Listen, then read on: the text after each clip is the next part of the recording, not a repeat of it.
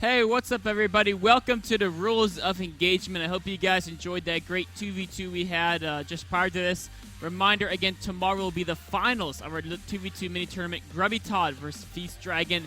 But now it's time for the Rules of Engagement. As always, I'll be your host, Nick axslav Ranish, as we explore the tactics and strategies used in Starcraft 2.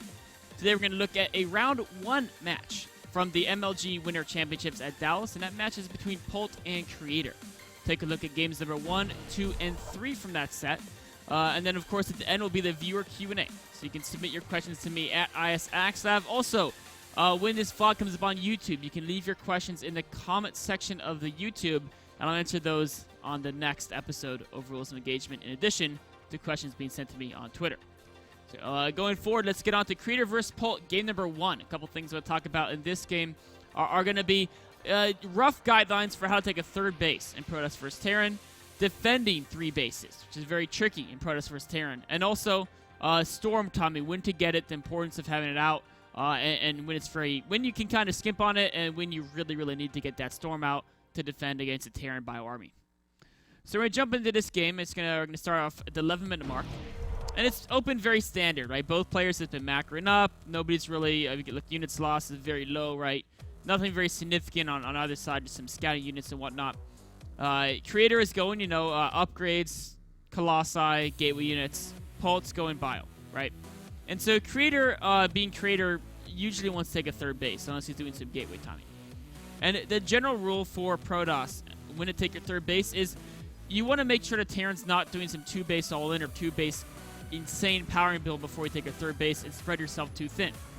So the general rule is you want to start your third base roughly as a Terran either completes their third or lands a third that was built in domain, right? So roughly around the time when they get their third up is when you can go ahead and start your third. And so Creator is going to utilize this hallucination. You can use Observer, Probe, whatever you want to scout. Try to keep an eye on your opponent's expansion timing. You can see right here he also sent an Observer to scout this base. He sees that this command center is finishing up, so he says, okay, it's time to take my third base. I'm safe to move out. We'll kill this Widow Mine, and then this probe will go ahead and build a Nexus as soon as that Widow Mine is cleared out. Now, the next step is, yes, you got the third base. Now, how do you defend that, right? You have a limited amount of units. A little bit of a skirmish in front here. You have a limited amount of units, and your opponent can drop or attack anywhere, right? So sometimes you can have observers in great places. Sometimes, like this game, your opponent scans and kills them, and you're kind of in the dark. The key thing here is to split your army up correctly. Good map vision with observers helps a lot in knowing where to position the forces, but you won't always have that. So what you have to do is you have to know how to spread your army out. So you can see right here, right? He has 1 squad, 2 separate control groups. If you look at his control group selection, right, there's two different control groups units here. One group guards the front for main attacks. This group should have the sentries in it. You want the sentries in the front because force fields can hold off a much larger force. And then in the back, you want to have the majority of your stalkers because they're more effective against medevacs. So you have 2 groups, 1 group in each section. And now, the important thing is to know where to send each troop, right? So let's just bring up a little bit of a map and talk really quickly about different ways to allocate your forces. So you have 2 squads, right? You're going to have squad number 1. You're going to put it right around here. You have squad number 2, which is going to be right around here, right? And the important thing to know is that you always want to make sure all your bases are covered, right? So if, let's say, they attack your main, your squad number 2 heads up to defend the main. Squad number 1 should be between these 2 bases, right? So you can cover both your natural and your third base with squad number 1 with squad number 2's in the main. If they attack your third base, squad number 1 goes to the third base, squad number 2 covers the other 2, whichever one is in a bigger threat. The important thing to not to do is not to send squad number 1 to the main or squad number 2 to the third. Either one can go to the natural, whichever one can go to the natural, the other one covers for it. But the important thing to do is not have them cross each other, basically. Because as soon as 1 goes too far north, your third's exposed. As soon as 2 goes too far south, your main's exposed. The only time you want to do that is if they either do a doom drop with their entire force or they send their entire force at the front. Then you can quickly, use the force fields here and 2 comes down. Or doom drop, you can snipe off 2 of the medevacs and then 1 comes up and you should be okay. So going forward, right, that's exactly what Creator does. He has squad number 1 guarding, able to defend the front. Squad number 2 can defend drop play here, could also jump there really quickly to defend drop play into natural. And the first drop comes in. He sees, it's like, can I defend this with what I have here? He took out one medevac very quickly, and squad number 1's coming to cover. The tricky thing here, though, this is 13 minutes into game. 3 medevacs is not the entire force. So squad number 1 can't go up here. It cannot come up here. Squad number 2 may be a little bit too weak, so you could maybe grab 1 Colossus out. And then a Colossus with a Zealot Warp in, you should be okay. But you can't send the squad in by itself. All right. In fact, actually, with this single Colossus coming out, he didn't need these reinforcements. This Colossus with the next Zealot Warp would have been fine. And the reason why you don't want to panic and send your squad 1 up there is because this is what happens. He realizes the mistake, sends squad 1 down, but the extra units that Polt had are already going to take out this Nexus, and that's going to be a little bit tricky for Creator. Now, that's the bad news, is he lost the Nexus. The good news is he just killed a ton of units, and he actually traded pretty well against this drop as well. We can see he used to be behind by 20-30 supply, which is standard in Terran versus Protoss, because Terran has a little bit higher economy, and their units are cheaper per cost, particularly Marine Marauder versus Sentries and Colossi. So, but the food advantage isn't so much there anymore. So now we're in a situation where Creator has a temporary army advantage, right? But he doesn't really have a big enough army to withstand a massive flank. He doesn't want to go on attack because he's afraid by the time he crosses the map, Polt will have caught up to him and mitigate that factor. So now what he can do is, instead of saying, okay, I have the army advantage because he traded part of his army for my Nexus, I don't really feel like strong enough to go for killing blow. What I could do is I could speed up my tech progression.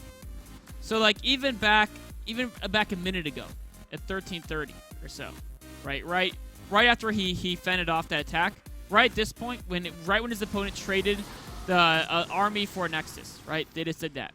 That's when you have to make the decision, okay, right now, killing blow or speed up tech and be greedy. Killing blow with this type of army, he doesn't have enough meaty gateway units to fight out in the open. He has a more tech-heavy army, which is better fighting to choke. So death blow, maybe not so good, but he should be going straight for Storm.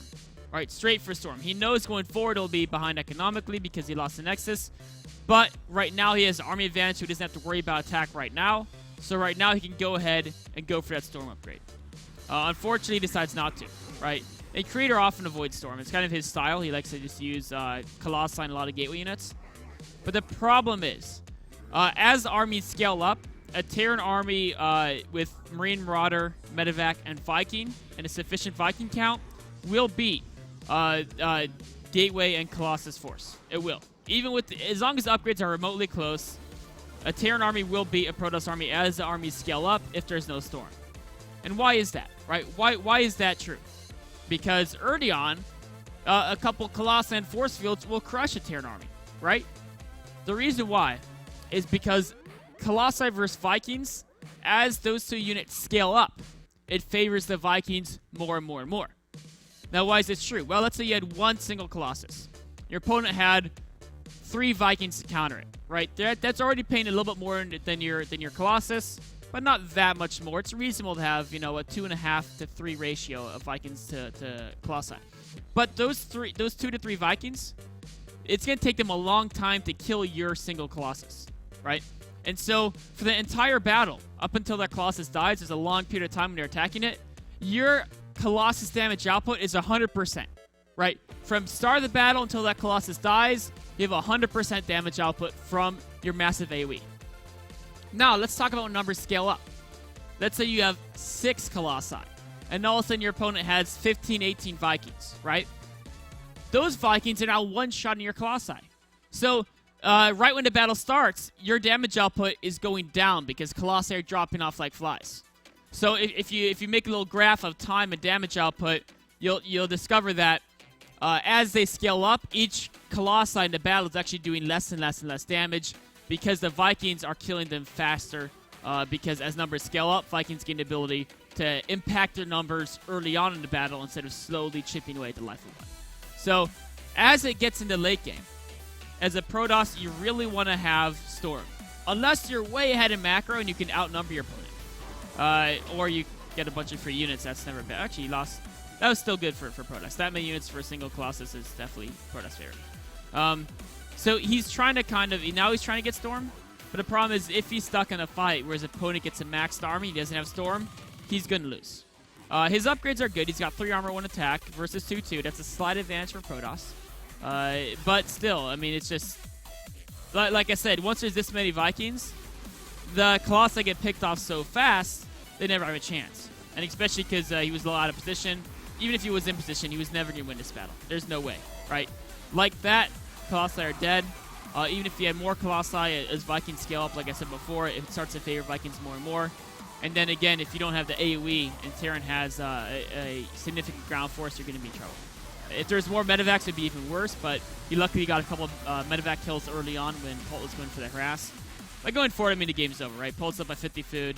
Takes another like 4 minutes to close it out because Polt doesn't want to risk losing his units because his medevac count was so low that he actually ran out of energy at the end of that battle, and all those guys are red. So he wanted to back up, play it safe, but the game's basically over.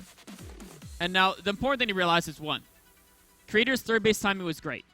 He made a slight misstep against the drop defense and overreacting to a drop in the main. It's an easy misstep to make. Everyone does it. They panic. They send their army back there. But that didn't even put him that far behind, right? He lost the Nexus. Or actually, maybe it was a Nexus cancel. But he killed a decent number of bio units. He was slightly behind, but not that big, especially because he had good upgrades going. But what he had to do is knowing that he's behind an economy, but has a temporary army advantage, that's when you go crazy greedy, right? That's when you do something like start Storm Tech and put down the second Robo and just go like crazy mass Storm Colossi and try to use Storm to kill Vikings. You could do something like that. You could make sure you're chrono boosting your upgrades out. Get all your tech up because you've got a little bit of window before Terran can launch an attack. And then also, as a Protoss, never get stuck in a late game engagement without Storm. You're going to regret it. This wraps up analysis of game number 1 between Creator and Polt. Take a short break and be on to game number 2.